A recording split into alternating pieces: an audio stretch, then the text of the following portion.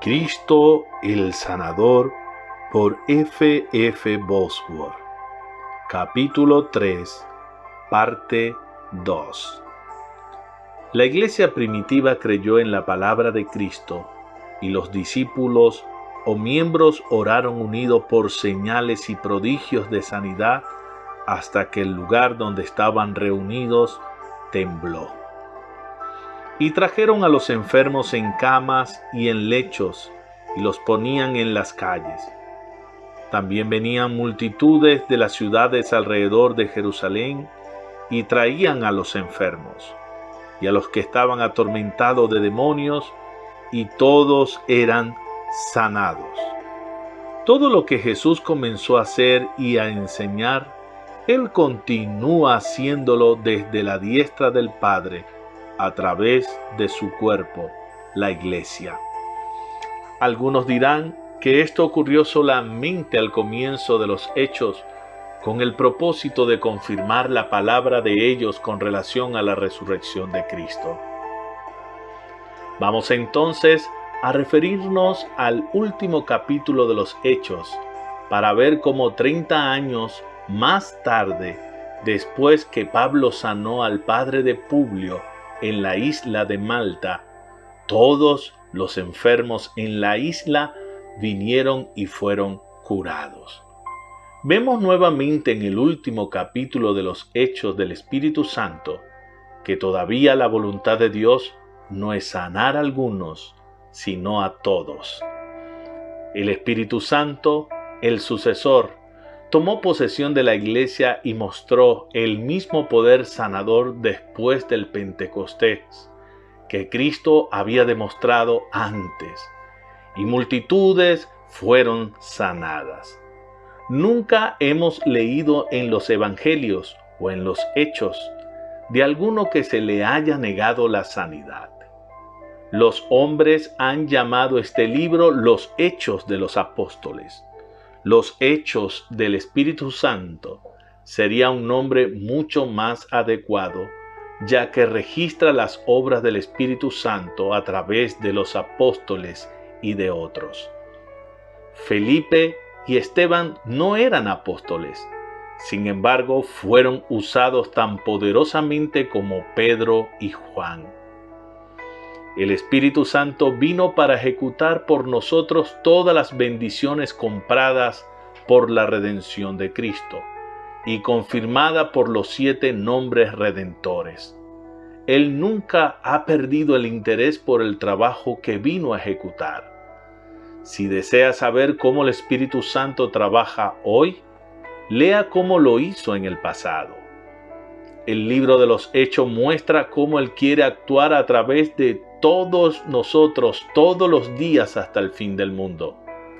Fue el Espíritu Santo el que hizo todos los milagros de sanidad a través de Cristo. Jesús nunca se hizo cargo de efectuar ningún milagro sin antes consultar en oración al Espíritu Santo. Dependiendo completamente del Espíritu Santo, Jesús echó fuera demonios y sanó a los enfermos. Todos los milagros de Cristo fueron hechos por el Espíritu Santo, adelantándose a su propia dispensación y antes de entrar oficialmente a su cargo. ¿Por qué el Espíritu Santo, quien sanó a todos los enfermos antes de que su dispensación comenzara, irá a hacer menos después de tomar su oficio? El hacedor de milagros, ¿relegará el hacer milagros en su propia dispensación? ¿Es la enseñanza y la práctica de la iglesia en este asunto de santidad durante este tiempo tan tibio de su historia una mejor expresión de la voluntad de Dios que la enseñanza y la práctica de la iglesia primitiva cuando estaba bajo la total influencia del Espíritu Santo? Seguramente que no. Me atrevo a decir que la teología moderna le ha robado parte de su ministerio al Espíritu Santo. En resumen, hemos considerado diferentes ángulos respecto a la revelación de la actitud misericordiosa de Cristo hacia nuestras enfermedades y pecados. Desde su exaltación a la diestra de Dios, no estamos lidiando en el pasado, sino con la actitud actual de Cristo hacia nuestras enfermedades. La actitud actual de Cristo está totalmente revelada en su nombre de redención, Jehová Rafa. Sus nombres relativos a la redención no pueden cambiar. Todos admitimos que sus otros 6 nombres son la revelación de su actitud actual acerca de las bendiciones que a cada nombre le fue dado revelar. ¿Bajo qué lógica podríamos suponer entonces que él abandonó su oficio como sanador? Su actitud actual es además revelada por su propia y definida promesa de continuar y aumentar su ministerio sanador. De cierto os digo, el que cree en mí, las obras que yo hago, él las hará también, y aún mayores hará, porque yo voy al Padre, y todo lo que pidieras al Padre en mi nombre, yo lo haré, para que el Padre sea glorificado en el Hijo. Juan 14, 12 al 13. Su actitud actual es revelada por su propio cumplimiento de la promesa anterior. Juan 14, del 12 al 13. Confirmada en el libro de los Hechos 30 años después de su ascensión, cuando leemos: todos los enfermos en la isla de Malta fueron sanados. Hechos 28:9. Su actitud actual es revelada por el hecho que la sanidad es parte del evangelio que Cristo ordenó predicar a todo el mundo, a todas las naciones, a toda criatura, todos los días hasta el fin del mundo. Esta comisión es seguida por la promesa que sobre los enfermos pondrán sus manos y sanarán. Su actitud actual es revelada por el hecho que la obra sustitutiva de Cristo en el Calvario fue a favor de todos los que vivieran en la tierra durante su exaltación. Hemos visto en el sermón anterior que, como Levítico registra que la expiación fue la base para efectuar toda sanidad, así también Mateo nos dice que la expiación fue la razón por la cual Cristo no hizo excepciones, sanando a todos los que venían a él. Su actitud actual es revelada por el hecho que desde su exaltación él estableció en la iglesia maestros, milagros, dones de sanidad, etc., para la continuación de las mismas obras y de obras mayores. La historia registra la manifestación de estos dones de milagros desde la era de los apóstoles hasta el presente.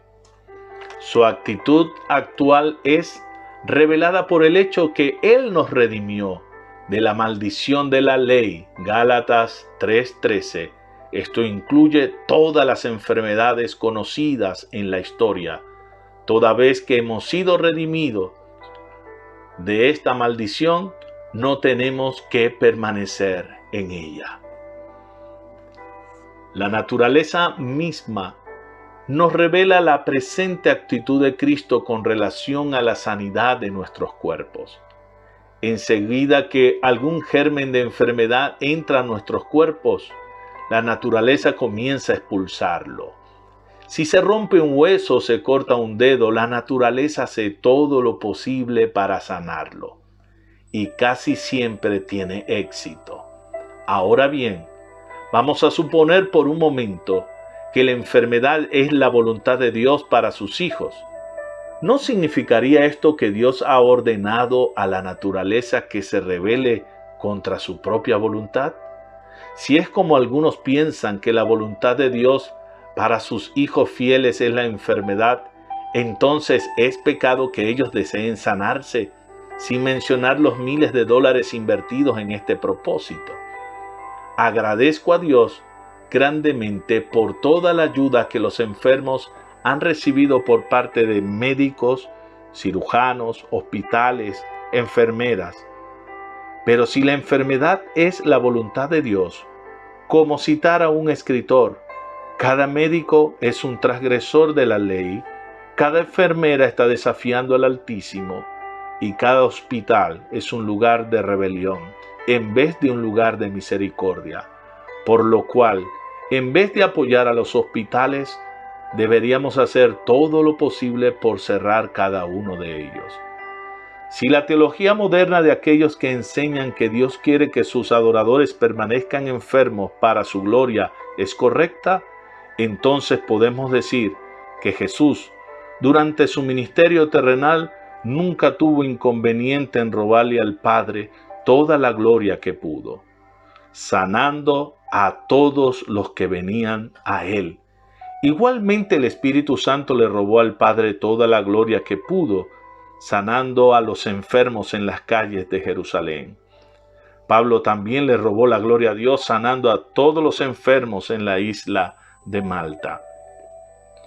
Muchos sostienen que Dios aflige aún a los obedientes porque les ama, haciendo de la enfermedad una prueba de su amor. Si esto fuera cierto, ¿por qué tratan de deshacerse de su prueba de amor y no oran para que sus familiares reciban la misma bendición? ¿No es cierto que Dios usa la enfermedad para castigar a su pueblo? Claro que sí. Cuando desobedecemos a Dios, la enfermedad es permitida como disciplina. Pero Dios nos ha enseñado cómo eliminarla y prevenirla. Si pues nos examinásemos a nosotros mismos, no seríamos juzgados.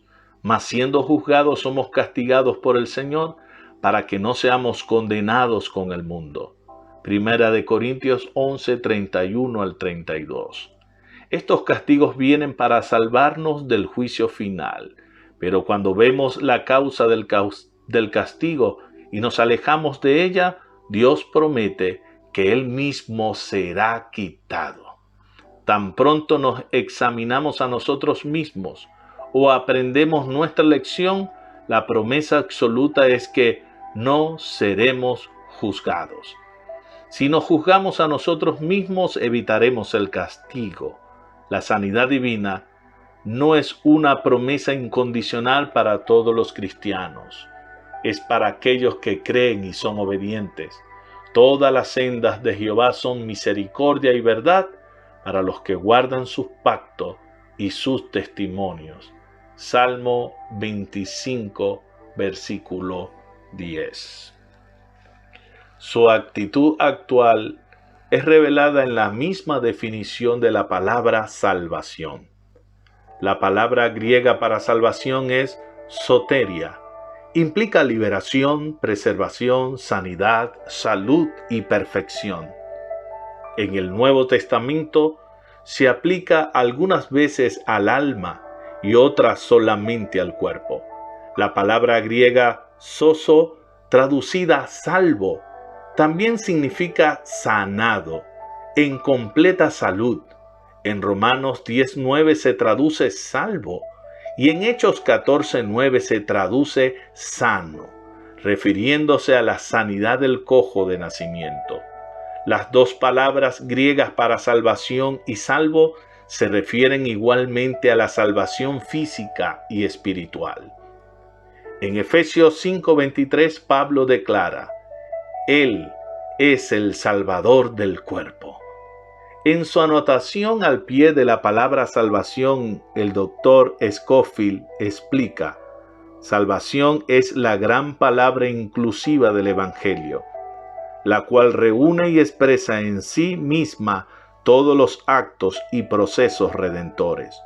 Por lo tanto, esta palabra implica nuestra posesión y disfrute de todas las bendiciones reveladas en sus 7 nombres de redención.